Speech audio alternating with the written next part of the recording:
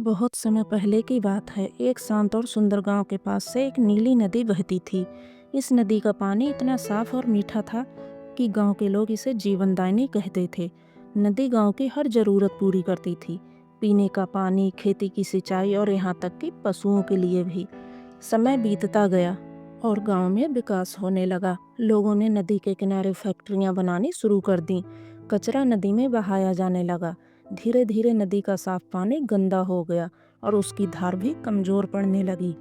नदी उदास हो गई। उसने सोचा, मैं तो सबका भला चाहती थी, पर लोग मेरी कद्र करना भूल गए।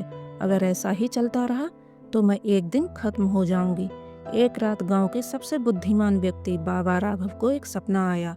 उन्होंने देखा कि नदी एक सुंदरी के रूप में प्रकट होकर रो रही है और कह रही है, अगर तुम लोगों ने मेरी देखभाल नहीं की तो मैं हमेशा के लिए सूख जाऊंगी और तुम्हारा गांव बंजर हो जाएगा।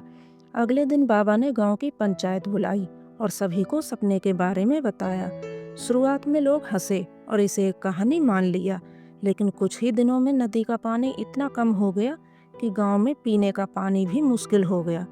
फसलें सूखने लगीं और गांव के लोग भूखे रहने लगे। अब गांव वालों को अपनी गलती का एहसास हुआ। उन्होंने मिलकर फैक्ट्रियों का कचरा बंद करवाया, नदी के किनारे पेड़ लगाए और उसके पानी को साफ करने का काम शुरू किया। धीरे धीरे नदी फिर से जीवित हो गई।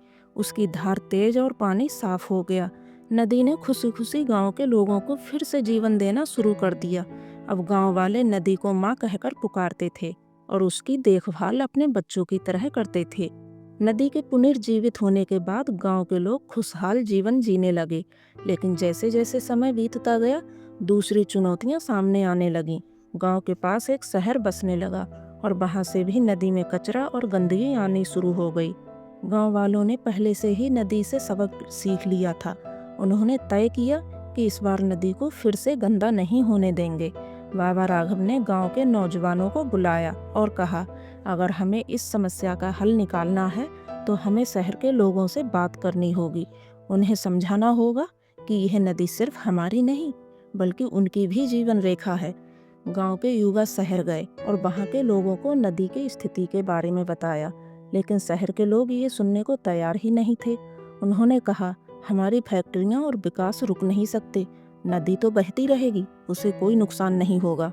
गांव वालों ने हार नहीं मानी। उन्होंने नदी के किनारे सफाई अभियान शुरू किया और हर दिन नदी के आसपास के इलाकों को साफ करने लगे। उन्होंने शहर के बच्चों को भी इसमें शामिल किया। धीरे धीरे बच्चों ने अपने परिवारों को समझाया कि नदी की सफाई जरूरी है। शहर के लोग अब गांव वालों की मेहनत से प्रभावित हुए। उन्होंने भी कचरा प्रबंधन के लिए योजना बनाई और फैक्ट्रियों का गंदा पानी नदी में बहाने के बजाय उसे ट्रीट करने का इंतजाम किया। कुछ महीनों की मेहनत के बाद नदी फिर से स्वच्छ हो गई। अब वह गांव और शहर दोनों के लिए समान रूप से जीवनदायिनी बन गई। गांव वालों ने एक बड़ा मेला आयोजित किया जिसे नदी महोत्सव नाम दिया।